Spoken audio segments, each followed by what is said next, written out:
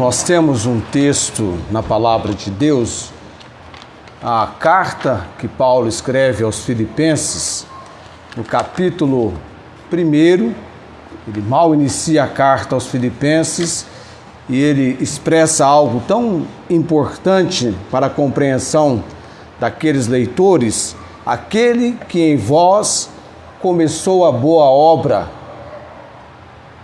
aperfeiçoará até o dia de Jesus Cristo. Nós já de imediato pensamos neste aquele que começou a boa obra, que vai aperfeiçoá-la até o dia de Jesus Cristo.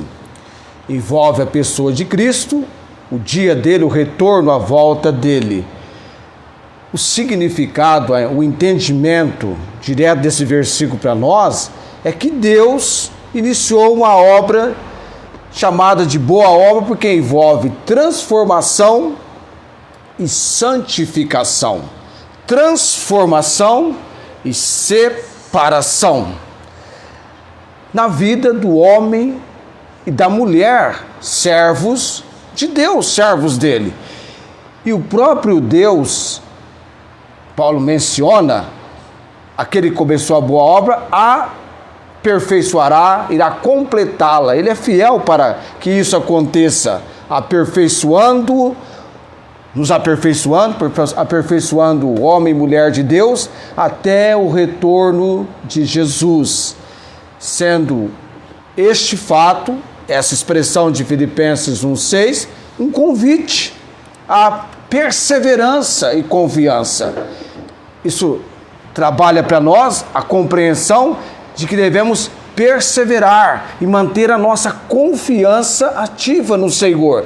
Há uma obra acontecendo nas nossas vidas por parte do Senhor. E é esse processo divino que envolve também a nossa cooperação humana necessária, porque você apenas tem que se entregar, mas há uma decisão, uma volição, algo que parte de você. Olha, Deus está fazendo uma boa obra na minha vida, no meu ser, e eu me entrego. Então, o iniciador é Deus, a boa obra envolve crescimento, fé, santificação, tornando-nos mais parecidos com Jesus. Esse é o alvo de Deus. E o aperfeiçoamento, Deus continua a trabalhar em nossas vidas, dia a dia, momento a momento. Deus quer estar e vai estar trabalhando em nossas vidas. A nossa vida é um processo de desenvolvimento e não uma estagnação, algo paralisado. Né? Já viu uma construção que começa e para? Não é contrário daquilo que seria o bom sentido? Então a vida envolve desenvolvimento, a vida cristã. E nesse desenvolvimento vem confiança e cooperação. Então há um andar com Cristo, um andar cristão, que vem da conversão, da vida de obediência, exemplo do eunuco com Filipe. No momento ele entende, compreende, Jesus é o seu Senhor e Salvador. Ele está pronto. O que vem agora? Qual é o próximo passo? Qual é o próximo passo? Isso é andamento na vida cristã. O que Deus quer de mim agora? Qual é o próximo passo que eu tenho que dar? Tudo bem.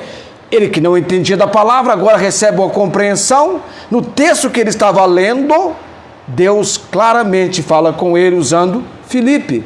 Qual é o próximo passo? Qual é o próximo andamento na minha vida? Então, a nossa vida, o nosso viver, aquele que em vós começou a boa obra, há de completá-la, aperfeiçoá-la até o dia de Jesus Cristo. Nós estamos num processo, num andamento, não é? É igual a criança quando chega para estudar, vem o primário, tem aquele período, depois ginásio, ensino médio. Há uma progressão, há um desenvolvimento, não a paralisação, tá? Então a vida cristã é assim, tem uns passos de desenvolvimento que vão sendo dados. Muito importante. Envolve o que da sua parte, da minha parte? No aspecto de perseverança, envolve obediência. Amém? Obediência. E nós estamos falando de obediência total, lá em 1 aos Tessalonicenses. Eu vou convidá-lo a abrir a sua Bíblia nesse texto. 1 aos Tessalonicenses, capítulo 5, 19 a 22, fechamos hoje esse quadro aqui. Na verdade, Paulo está tratando com a igreja quase na conclusão da carta, com as suas recomendações gerais, retidão de vida, que envolve uma vida alegre, versículo 16 ao 18, depois do versículo 19 a 22, uma vida de obediência, indo depois para a vida de santificação no 23, e por fim ele vai falar de amor fraternal, finalizando então a epístola nesse quadro belíssimo colocado por ele sobre retidão. A vida de obediência, 19 ao 22, ela é marcada, nós entendemos num primeiro momento, marcada por sensibilidade ao Espírito Santo. E olha que nós falamos sobre o Espírito Santo aqui, tudo que poderíamos reunir e compreender dessa terceira pessoa da Trindade, tão importante, a pessoa que ele é e a obra que ele realiza, a ponto de Paulo dizer, não apagueis, comparando com a ação do fogo, a obra do Espírito. Não extingais o Espírito, não desprezeis as profecias, examinai tudo, retende o bem, abstende-vos de toda aparência do mal. Esse quadro, desses 4 versículos, trabalhando aqui agora então, da obediência total marcada por sensibilidade ao Espírito, numa segunda mensagem, obediência total marcada pelo discernimento da verdade bíblica, ou seja, da verdade da palavra do Senhor. E hoje, separação do mundo. Tá ok? Mencionado o texto, nós vamos orar agora. Eu peguei um papel que tinha... nós temos aqui a Nair, que é o pedido da Fátima, que eu vou estar orando. Estava internada, teve alta, está já em casa. A dona Silvana também, ela mencionou. Lá de Ribeirão Preto tem a irmã Inês aguardando eu acho que é a última cirurgia, que é da vista direita. Já fez do olho esquerdo, falta o direito, e está aguardando no Senhor. É muito bom a gente orar, a pessoa orar, outros orarem, porque somos assim ensinados, isso é bíblico, orarmos uns pelos outros. Eu agradeço você que orou pelo procedimento que eu tinha que fazer na segunda-feira, foi feito, se bem que não era nem para me pregar hoje à noite, né? Era a missão do Felipe que ficou para a semana que vem, né, Felipe? Semana que vem vai estar... É uma semana a mais, hein, Felipe? Se ele gastou 25 horas, ele tem agora mais 25 horas para gastar. Vai ser uma mensagem de 50 horas de estudo. Aí, melhor ainda, né? Melhor ainda. Dá até para ele jejuar um pouco mais. Tá ok. E vamos estar orando por esses irmãos, irmã Rosângela, tá? Orar por ela. Ninguém quer ficar doente, mas de vez em quando padecemos. Que o diga na Bíblia Epafrodito, que adoeceu quase à morte, mas Paulo diz que Deus se apiedou para que eles não tivessem tristeza sobre tristeza. Eu sempre fiquei impactado quando, lendo 2 Timóteo, que Paulo fala, deixei Erasto em Corinto e Trófimo doente em Mileto. Que coisa, não é estranho, né? Da comunicação de Paulo, que tantas pessoas curou e feitos extraordinários. Deixei Trófimo doente em Mileto. Mas há momento em que nós padecemos, ou um resfriado, ou um outro tipo de enfermidade. Ainda bem que a Bíblia diz que não só o Senhor perdoa todas as nossas iniquidades, mas também no Salmo 103, versículo 3, Ele sara, amém? Amém. Todas as nossas enfermidades. Temos uma direção de socorro, de providência, de cuidado. Vamos orar então nesse momento. Apenas para a oração então, eu vou solicitar que você se coloque em pé para não deixar você todo o tempo assentado, vai te ajudar um pouquinho. Bendito Deus e Pai Celestial, uma vez mais temos o privilégio, a oportunidade, a condição que vem do Senhor no tocante ao estudo da palavra do Senhor. Graças damos por tudo quanto está sendo preparado pelo Senhor para esse nosso momento aqui, os irmãos e amados conosco neste lugar e outros tantos na condução do Senhor estão na transmissão. Temos esse recurso para os que estão distantes e desprovidos da condição da reunião presencial. Oramos por todos nós, debaixo da graça e misericórdia do Senhor hoje à noite. Debaixo da graça e misericórdia do Senhor, Pai bendito, clamamos pela irmã Rosângela e toda a sua família,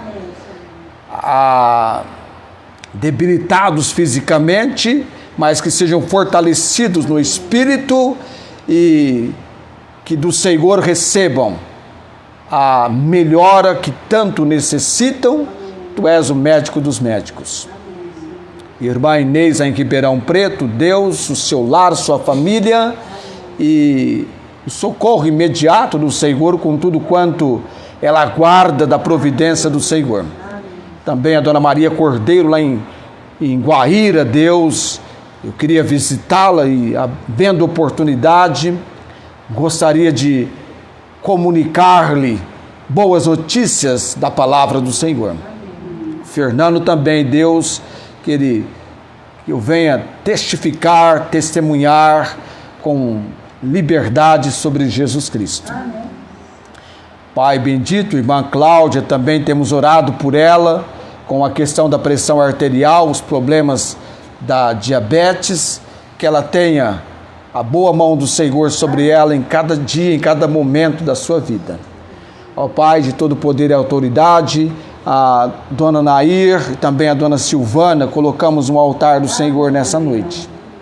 Orando, Deus, por cada situação que não foge ao conhecimento do Senhor, e nós sabemos que o Senhor é poderoso para fazer muito mais abundantemente além do que pedimos ou pensamos. Oramos no nome de Jesus. Amém. Assentai-vos.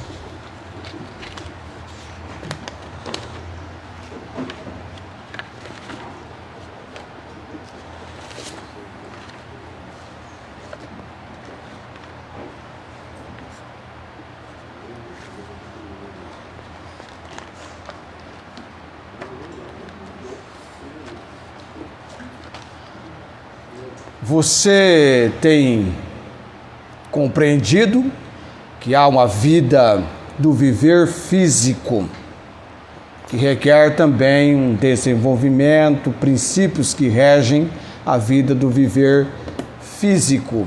Nós cuidamos desse viver físico, mas há uma vida do viver espiritual. Há uma vida chamada vida cristã, do cristianismo, de Cristo, o bendito e eterno Salvador, como eu sempre menciono. Vida cristã, que é muito mais do que, diríamos, uma religião, um sistema religioso. Vida cristã é Cristo em vós, esperança da glória.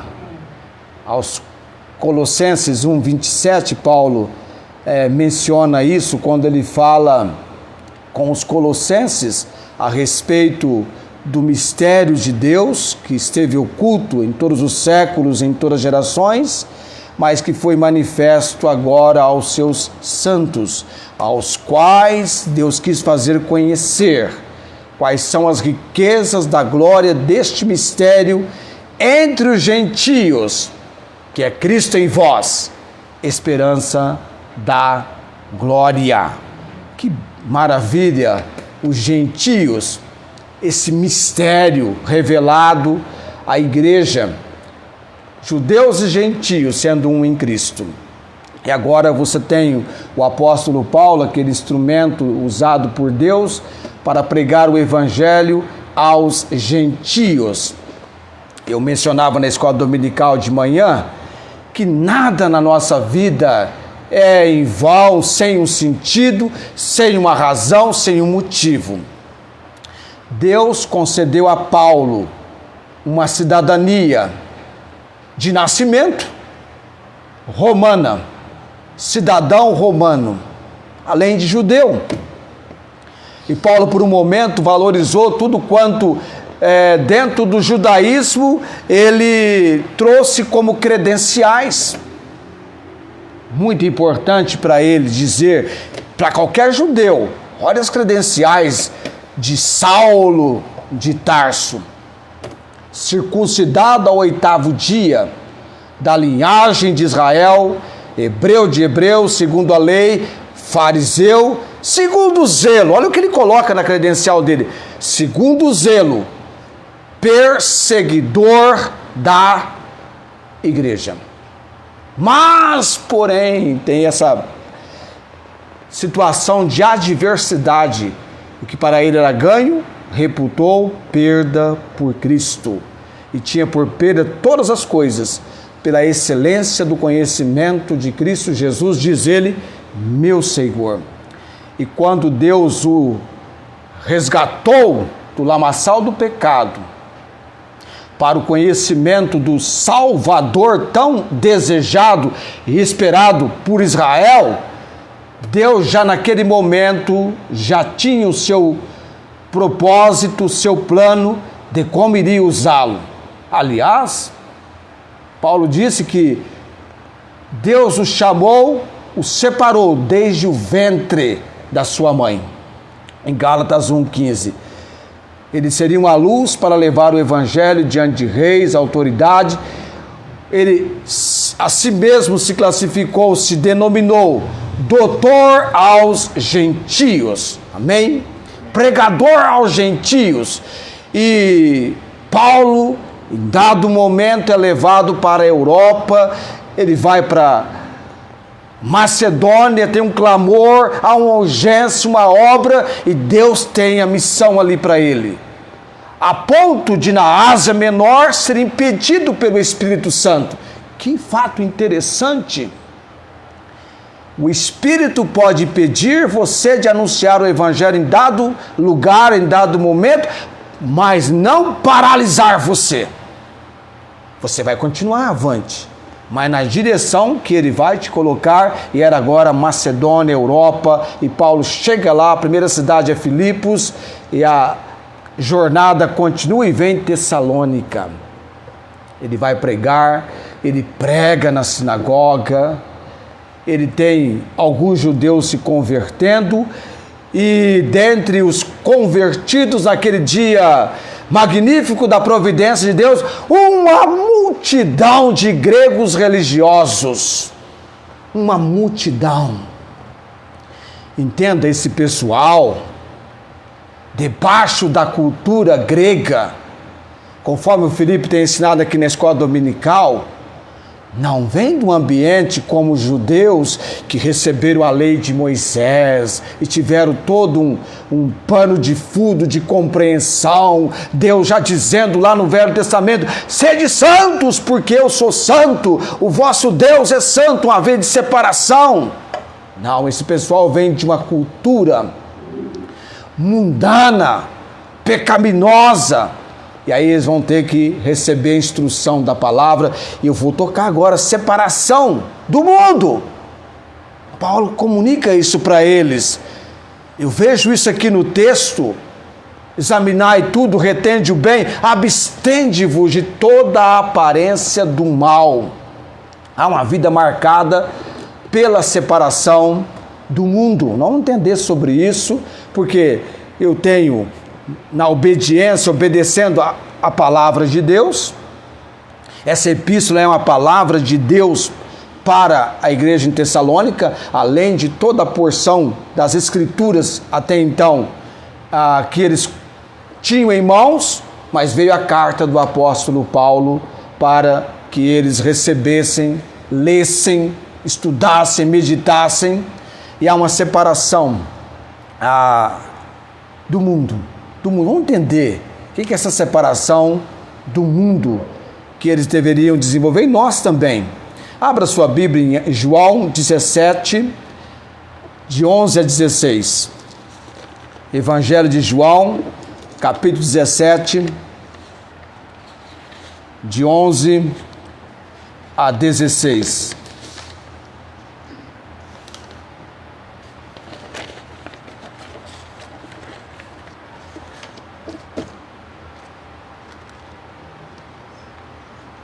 João, Evangelho, é a famosa oração intercessória de Jesus. Versículo 11, ele diz: Eu já não estou mais no mundo, mas eles estão no mundo, e eu vou para ti. Aqui Jesus está intercedendo em oração pelos seus discípulos. Pai Santo, guarda em teu nome aqueles que me deste, para que sejam um, assim como nós. Estando eu com eles no mundo, guardava-os em teu nome. Tenho guardado aqueles que tu me deste, nenhum deles se perdeu, senão o filho da perdição, para que a Escritura se cumprisse. Mas agora vou para ti, digo isso no mundo, para que tenham a minha alegria completa em si mesmos. Deles a tua palavra e o mundo os aborreceu, porque não são do mundo, assim como eu não sou do mundo. Não peço que os tire do mundo, mas que os livres do mal. Não são do mundo, como eu do mundo não sou. Vamos colocar no pensamento essa expressão final no versículo 16. Não são do mundo, como eu do mundo não sou. Vamos tentar entender, compreender isso. Os cristãos vivem fisicamente, eu e você, nós vivemos fisicamente. Onde nós vivemos fisicamente? No planeta Terra. Nós vivemos no planeta Terra, estamos aqui no planeta Terra. Somos os terráqueos. Nós interagimos com a sociedade, não interagimos com a sociedade? Nós interagimos. Conversamos com as pessoas, temos o nosso campo de trabalho, onde honestamente ganhamos o pão de cada dia. Nada errado com isso. Podemos conversar com as pessoas, sejam quais elas forem, sem problema algum. Agora, a questão é o seguinte: nós não podemos compartilhar dos valores, princípios e desejos contrários a Deus que caracterizam o sistema mundial. Valores, princípios e desejos contrários a Deus. Nós não podemos compartilhar. Esse sentido.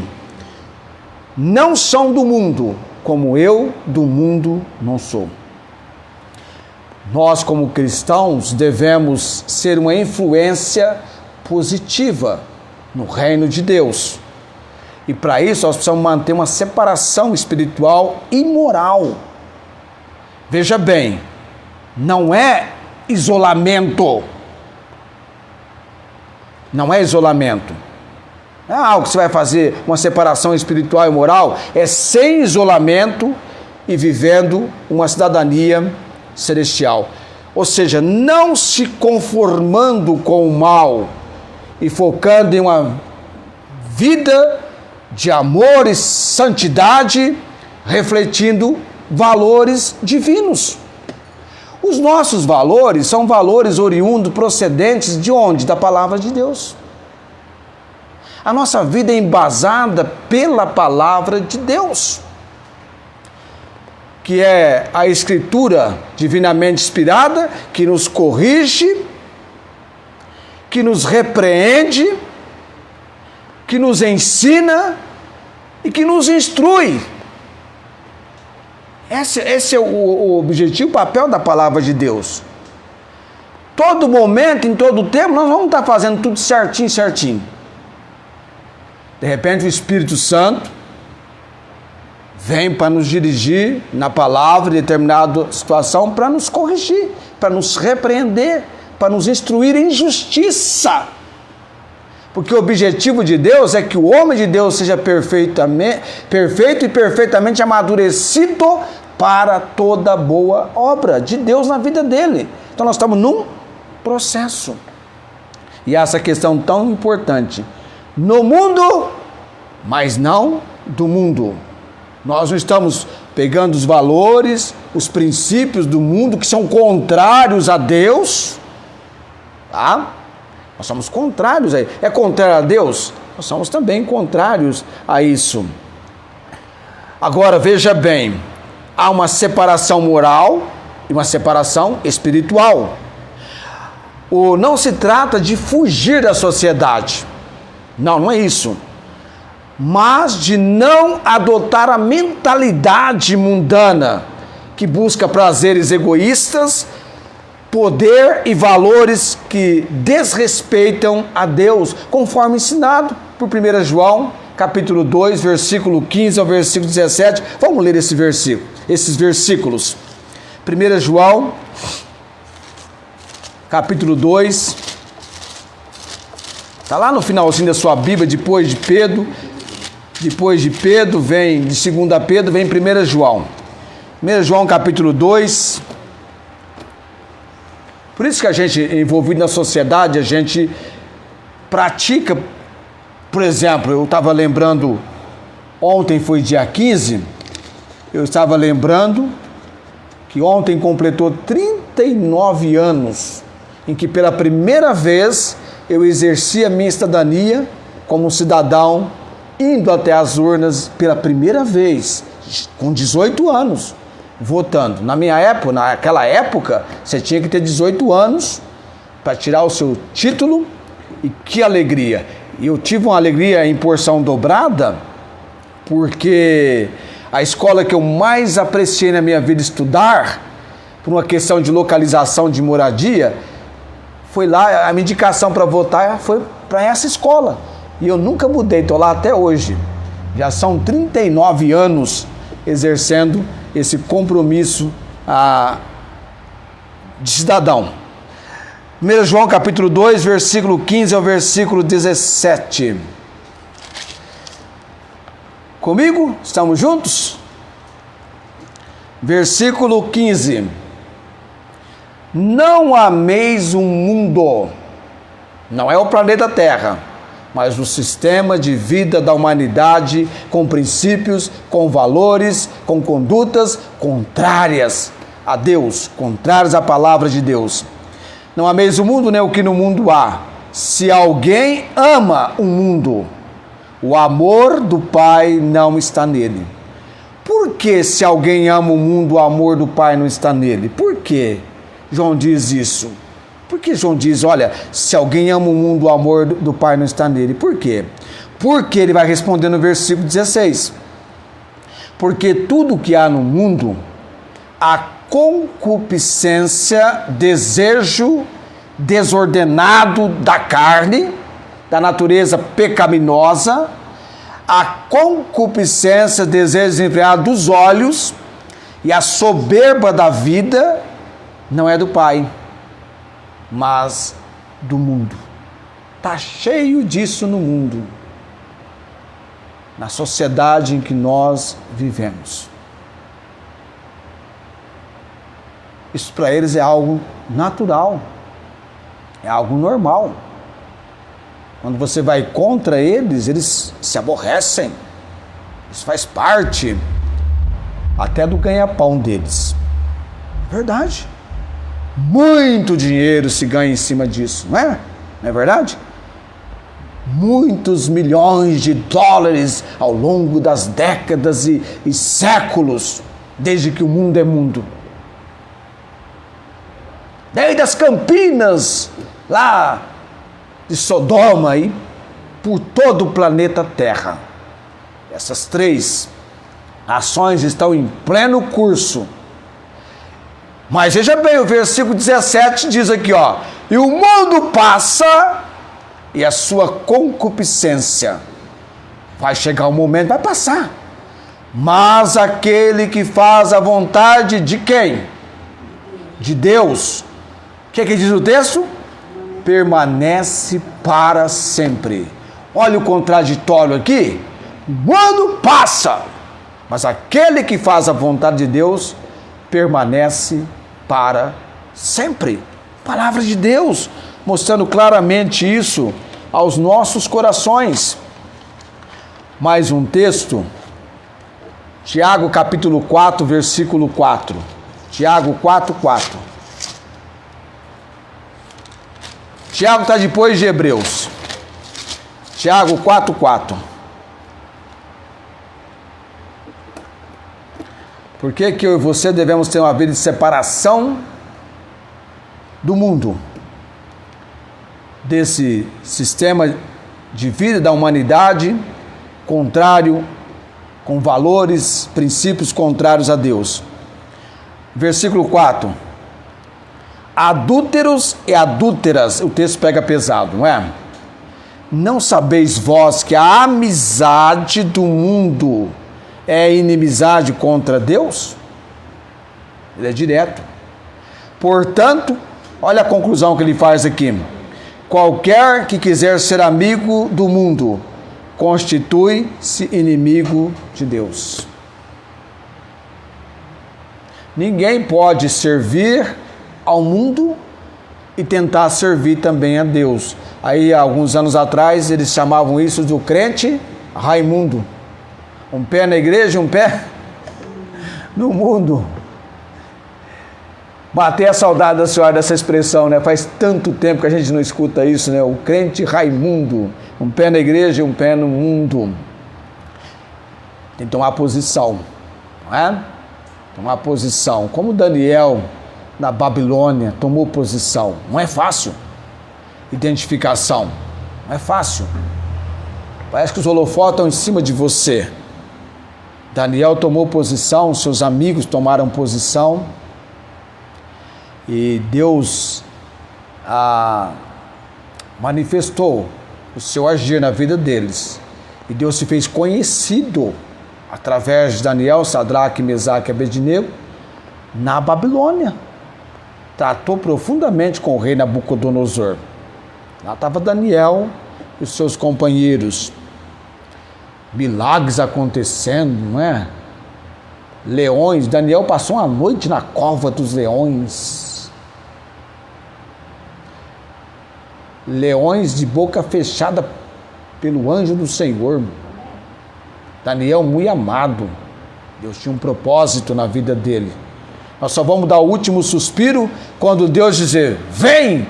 Você lembra como foi com Arão, com Miriam, com Moisés? Deus está num belíssimo diálogo com Moisés, e Moisés está partindo, sobe aí no monte, vê a terra, está no momento final da vida dele. Esse dia eu estava vendo uma palavra que antigamente, quando a gente era criança, a televisão trazia essa palavra todo dia. Eu assisti O Homem do Fundo do Mar, e aí vinha a última parte, não escrevia assim final não, hoje coloca assim final, era um tal de epílogo. A gente ficava... Epílogo, você pegava pelo sentido, é o final, está acabando, epílogo. Prólogo está começando, epílogo. De vez em quando vem essas palavras que não existem mais hoje, né, já foram abandonadas, e Deus então, com os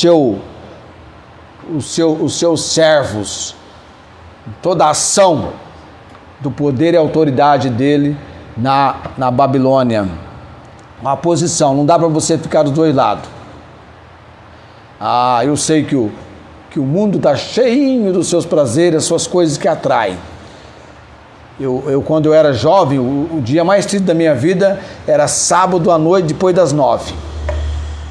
Eu me sentia solitário. Às vezes estava na praça, e naquela época, por incrível que pareça, tinha gente que fazia o giro com o carro, vinha pela 21, subia a 20, virava a 23, ficava rodeando um chamado clube que tinha ali, passando em frente, gastando combustível, né? Os jovens, aqueles clubes que tinha por ali. Eu não sei se o irmão Gessé é dessa época aqui em Barreto, mas talvez não, já acabaram tudo aquilo. Passou, aquele clube que tinha na 20 passou, o Siriguela passou, o Samambaia passou, a União passou.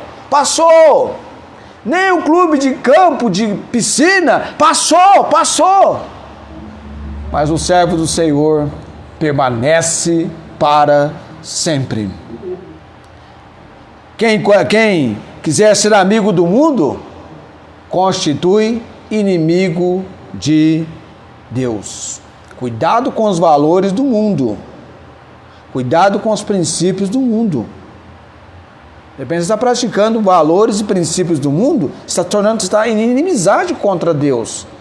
Está sendo inimigo de Deus. Está tomando a posição do mundo, não da palavra de Deus. Isso é muito importante, tomar a posição correta. Sigamos em frente. Colossenses capítulo 3, versículo 2. Colossenses 3, 2. Colossenses 3, 2. Aqui é aquela ilustração das jovens que... Colossenses 3, 2.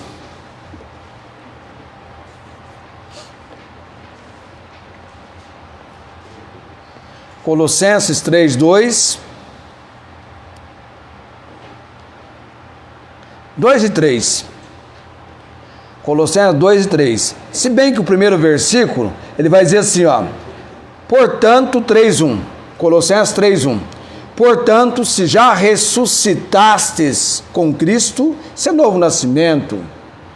Assim como Cristo ressurgiu dentre os mortos, que é a garantia da nossa salvação, o texto diz, buscai as coisas que são de cima, onde Cristo está assentado à destra de Deus. O que são as coisas de cima, senão as coisas espirituais, as coisas da palavra de Deus? Pensai nas coisas que são de cima e não nas que são da terra. Gente, se deixar, a gente fica dominado pelas preocupações, pelos problemas daqui. E perdemos a beleza da contemplação de cima. Os melhores dias que eu tenho é quando eu foco nas coisas que são de cima, no poder da palavra de Deus, no poder, no agir de Deus, que é muito importante. Deus tem as respostas para todos os nossos pesares, as nossas lutas, os nossos desabores, os nossos contratempos, as nossas angústias. Ele tem as respostas. Ele tem como agir. Nós temos aqui lançar diante dele toda a nossa ansiedade, na certeza que ele tem cuidado de nós. O texto diz, pensar nas coisas que são de cima e não nas que são da terra. Por que eu tenho que agir assim? Por que eu devo proceder assim? O versículo 3 responde, porque já estáis mortos, e a vossa vida está escondida com Cristo em Deus. Já estáis mortos porque você pegou a cruz. Quando um condenado pegava a cruz, não tinha outro dia para ele, a não ser que pregado na cruz ele não estivesse lentamente morrendo. Ele morreria. Estaria morto. Tomou a cruz, sinal de morte. Separação. Já estáis mortos. E a nossa vida, aliás, e a vossa vida está escondida com Cristo em Deus. Então as jovens receberam um convite, elas já haviam convertido, estavam em Cristo, elas receberam um convite para ir a um baile mundano, do jeito que você conhece, terrível para a alma, para o espírito, pode ser bom para a carne, mas para o espírito, para a alma, destrói. E elas falam, como é que não vão responder? Agora nós estamos em Cristo, nós temos uma nova vida. Porque a pessoa verdadeiramente salva, ela experimenta a transformação. Nem há uma transformação. Chama a pessoa assim e fala, você já não é mais quem você era. Está diferente. Tem a habitação do Espírito Santo. Uma habitação do Espírito, coisa jóia, boa. A presença de Deus está em você. Onde você chega, você está levando a presença de Deus. O que a gente responde? E aí elas receberam a orientação da palavra de Deus. Não podemos ir a tal baile porque estamos mortas. Morto não vai a lugar nenhum. Respondeu de acordo com a palavra de Deus. Eu li isso, eu devia ter uns 18 anos de idade. Mas aquele que você lê assim fica, conserva no pensamento e aquilo vem avançando para ver. Porque é uma situação que a gente enfrenta a cada dia. E como é bom quando a gente tem os princípios da palavra. Não, mas isso aqui tem que ser assim. Igual a Esther comentando ontem, é tal atitude, mas se eu fizer isso aqui, isso é contrário à palavra de Deus. Então, tá aí a importância, né? Já falamos sobre isso, de você estudar a Bíblia, que é o discernimento pela verdade da palavra. Então, ter a Bíblia, estudar bons livros, né? Bons livros. Como que bons livros levam-nos a boas leituras? Eu tenho uns conhecidos pregadores que quando eles pregam, a impressão que você tem é que eles não pregam, eles expõem uma literatura interessante. Você sai do culto e fala assim, gente, passamos por um livro de 100 páginas. É interessante, passamos por um livro de 100 páginas. Eu fui ouvir um pregador esse dia e falei, gente, pastor, parecia que eu tinha lido um livro do assunto que estava tratando dentro da palavra de Deus. Vamos para o último texto aqui, muito conhecido esse texto, da questão da nossa separação do mundo. E olha que Paulo trabalhou isso muito com os gentios, porque eles precisavam. A cultura deles era um problema sério, como a nossa cultura também. Nós somos gentios, não esquece disso não, viu? Nós somos gentios. A nossa cultura muitas vezes é um problema sério, tá? Porque essa separação do mundo envolve tudo, tudo. Na vida do homem e mulher de Deus. Envolve tudo. O seu linguajar, a sua fala, envolve tudo. Entendeu? E a Bíblia vai trabalhar tudo isso. Não saia da vossa boca nenhuma palavra torpe, mas só que for boa para promover a edificação, a palavra temperada com sal. Porque tem uma coisa que vicia o ser humano, além da chupeta, é palavrão. Vicia. Eu fui viciado nisso. Quando garoto, quando tinha aquelas brigas de cerca, sabe, aquelas famílias brigando uma com a outra, e dá-lhe palavrão. Até porque quando falta a palavra, a pessoa usa um palavrão. Até aquele dia que os garotos me jogaram numa moita de espinhos, e eu perdi minha identidade de cristão. Eu levantei dali como o mais mundano possível, e falando palavrão. Eu não vi que tinha duas garotinhas que iam na mesma igreja que eu ia. E elas vieram assim, mas ele não é da igrejinha? Mas ele não é da igrejinha? Eu falei, se jogar você no espinho aqui, você vai esquecer que você é da igrejinha. Mas lá no fundo eu percebi que eu estava errado. Mudar o linguajar é fácil? Humanamente, impossível, só pela manifestação da obra de Deus.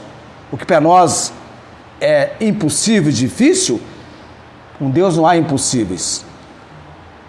Progressivamente, você vai mudando o seu vocabulário.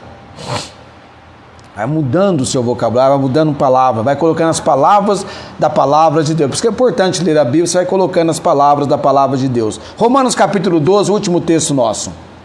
Romanos 12, 1 e 2.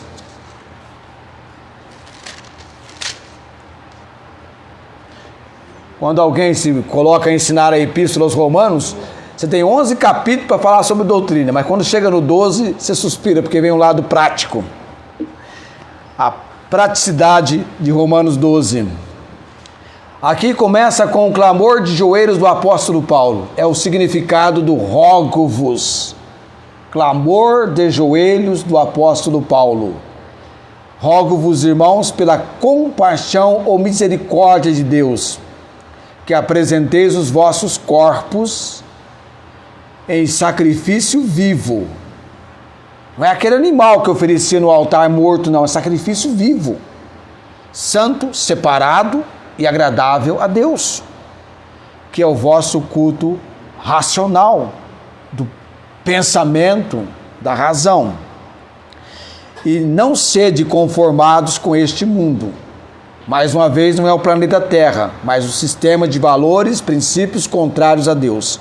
Mas sede transformados pela renovação do vosso entendimento, para que experimenteis qual seja a boa, agradável e perfeita vontade de Deus. O problema muitas vezes é que a pessoa quer experimentar a boa, porque é boa, agradável e perfeita vontade de Deus, pulando etapas. Não tem jeito. Você tem que passar por esse processo aqui. Não se conforma com o mundo, é o primeiro passo. Busca a transformação que Deus realiza. E depois de ocorrer a transformação do entendimento, vem então a experiência. Você vai experimentar a boa, agradável e perfeita vontade de Deus. E aí você vai ter uma vida de felicidade. Todos nós queremos ter uma vida feliz.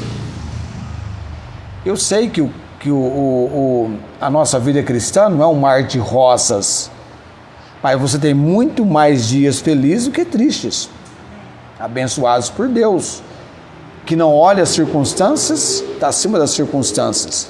Eu vejo Paulo e Silas na prisão lá em Filipos, cantando um hino à meia-noite, se alegrando no Senhor. Se alegrando no Senhor. Então a nossa vida tem dias de tristeza. Tanto é que a Bíblia diz que todos os dias do aflito são maus.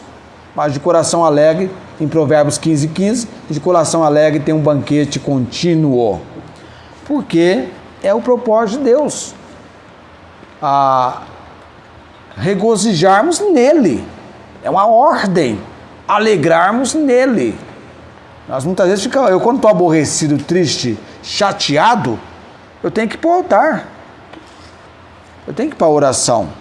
E às vezes eu fico conversando com Deus e fico até discutindo. Falo, mas Senhor, olha tal situação, eu coloco até os pormenores. Mas Senhor, tal situação, olha Senhor, mas eu fiz assim, Senhor, mas foi assim, assim, assim. Tá certo, não está certo isso, Senhor. O que nós vamos fazer, Senhor? Às vezes eu passo uma manhã toda em oração, meditando, conversando. Eu estou bravo. Às vezes eu fico bravo com a situação. Eu estou bravo, estou chateado, estou aborrecido. E vou abrindo o coração para que Deus venha me transformar e trabalhar o meu entendimento, para que eu possa experimentar a boa, agradável e perfeita vontade dEle. Conquanto a igreja aqui, eu vou também, eu falo, Senhor, eu não sei amanhã, eu estou na direção do Senhor, vamos me preocupar, toma o curso, o Senhor tem a provisão certa, eu sou apenas instrumento, menos dirigir, nos capacitar, e assim é. Então há uma vida do alvo, da obediência, que envolve a sensibilidade do Espírito Santo, discernimento pela a verdade da palavra, para você discernir entre o bem e o mal, e também essa vida de separação, que abstende-vos de toda a aparência do mal. Coloquemo-nos em pé, nós vamos orar.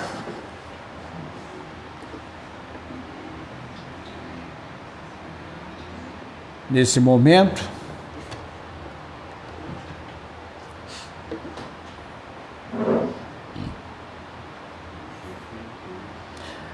vamos orar nesse momento. Eterno Deus, graças te damos, Senhor, pela comunicação da palavra do Senhor. A importância que esse livro tem para nós. A palavra é o nosso espelho, Deus, que reflete quem realmente nós somos. Ela vem para realizar em nós a obra do Senhor. Essa palavra, escondida no nosso coração, ela leva-nos a não pecarmos contra o Senhor. Ó Deus, que possamos guardar a Tua palavra no sentido de obedecê-la, ó Deus, de cumpri-la. Tua palavra diz, sede cumpridores da palavra e não somente ouvintes, enganando-vos com falsos discursos. Nos dê a graça, Senhor, de estarmos na Tua palavra. Nos dê a graça, Senhor, de vivermos a Tua palavra. Nos dê a graça, Senhor, de obedecermos a Tua palavra. Perdoa, Deus, os nossos pecados nesse sentido. Venha sobre nós essa obra que só o Senhor pode realizar de transformação, trabalhando no nosso entendimento, levando-nos a não conformarmos com este mundo, com esta sociedade corrompida, deformada, deturpada que nós vivemos, mas que possamos ser pessoas separadas para o Senhor. Oramos dando graças por tudo no nome de Jesus. Amém. O Senhor te abençoe e te guarde. O Senhor faça resplandecer sobre ti o seu rosto e tenha misericórdia de ti. O Senhor sobre ti levante o seu rosto e te dê a paz. Amém.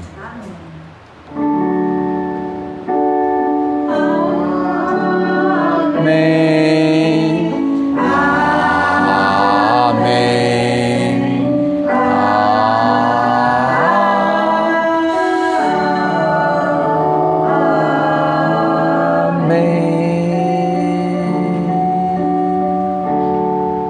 Amém. Assentai-vos. Da transmissão a gente despede. Que todos tenham uma boa semana, uma semana abençoada pelo Senhor.